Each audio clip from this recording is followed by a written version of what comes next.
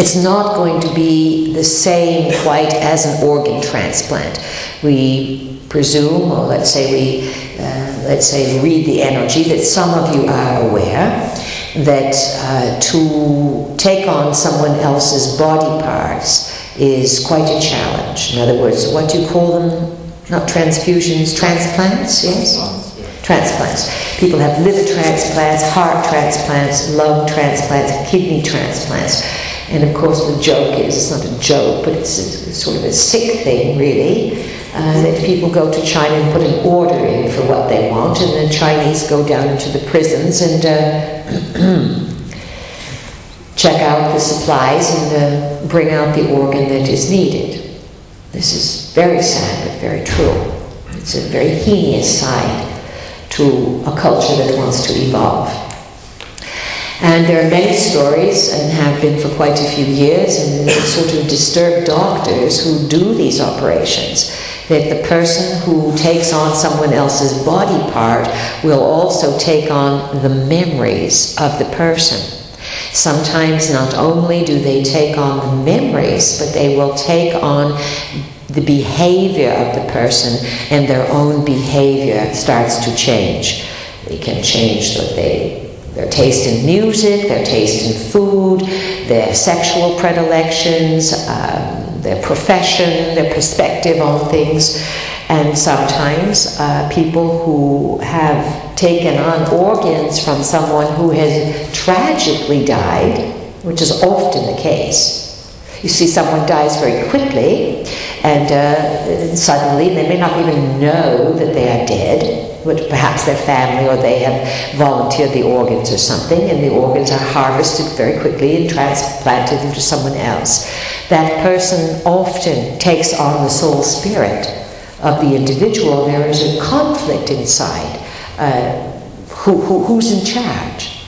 And when you are talking about a heart or a liver, these are primary forces within the body. The lung is not so primary, but the lung will still carry.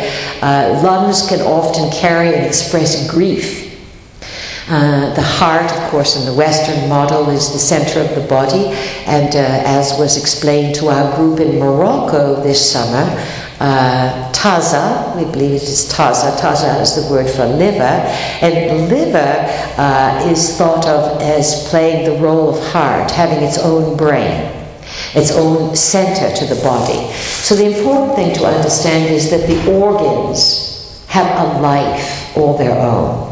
And if you get someone else's organ in your body, yes, it may extend your life, and your family and you are very grateful. You will have to take pills that will want to reject the organ. The body automatically wants to reject it, so you have to take pills your whole life to stop your body from rejecting it. Why does the body want to reject it? Because it is a bit of Frankenstein, do you understand? You are doing piecemeal, putting things together. So if you or a loved one has taken on organ transplants, you had best make a big peace with the donor. And sometimes shamanic work must be done to set the spirit of the owner of those organs to rest, because sometimes the person is very confused. They go along with the organs because they have not realized that they have died. You follow this? Yes. So blood would not be, let's say, blood is manufactured in the body. Blood is integrated, and blood has a little bit of a different charge than organs. You put a liver in your body, it's a liver. Do you understand? You put blood in your body, it's going to mix with your blood. Your body makes new blood, it revitalizes the blood. So it is just good to be aware of these things. Some people proactively donate their own blood. Some places will take the blood ahead of time if they know you're going to have a bigger operation. But you need to do some prayer and some energy balancing to close off what was, to give gratitude for what you received, and to then reestablish your own identity and integrity within the physical form. You understand?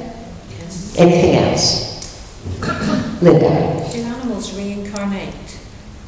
Oh, animals, yes, do reincarnate, and once in a while there is what you call transmigration or crossover from animal soul to spirit soul, but in general,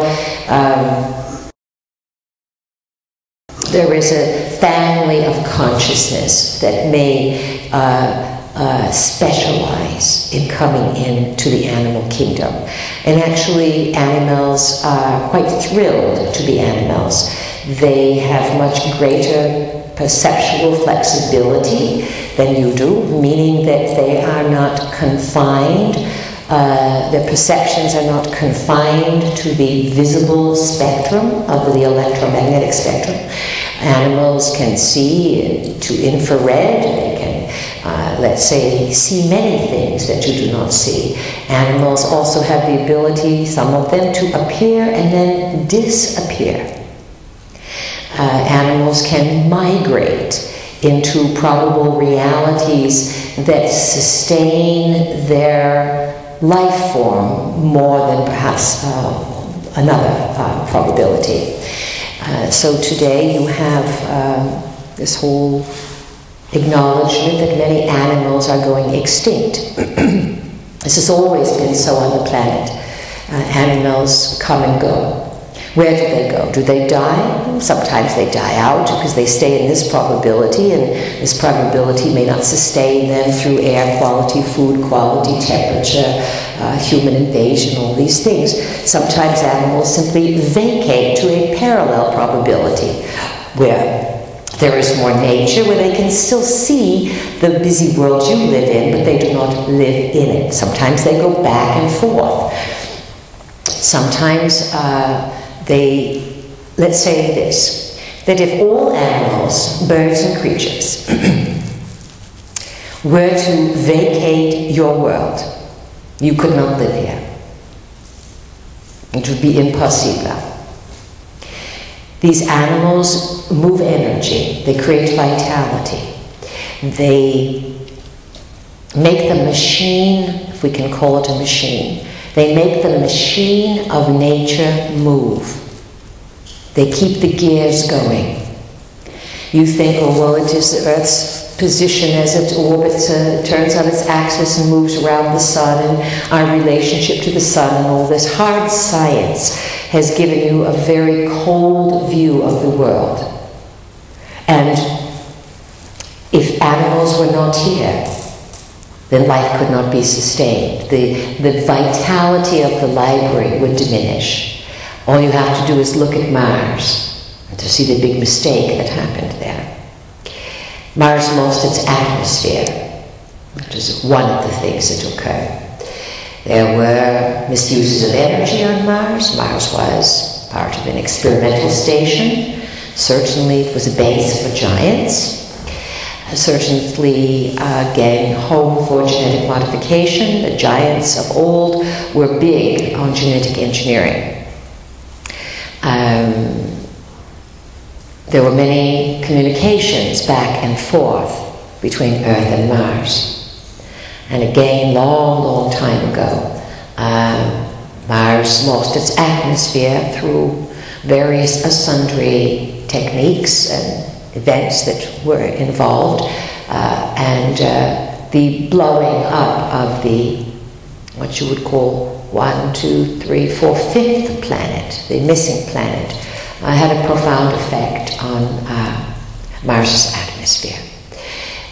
Life still does exist there, deep underground, and you would find the same thing here on planet Earth. If you were to take a journey into the Earth, you would be astounded at what is there.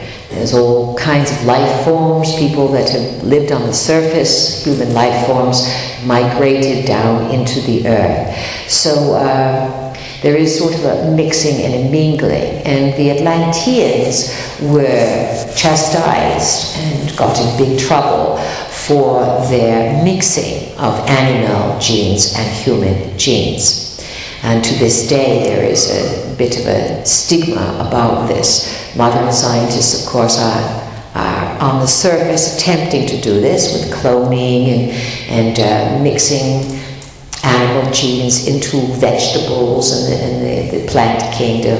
And then behind the scenes, underground, chimeras have been made, combinations of animals and humans that are, let's say, violate the moral code of most of humanity.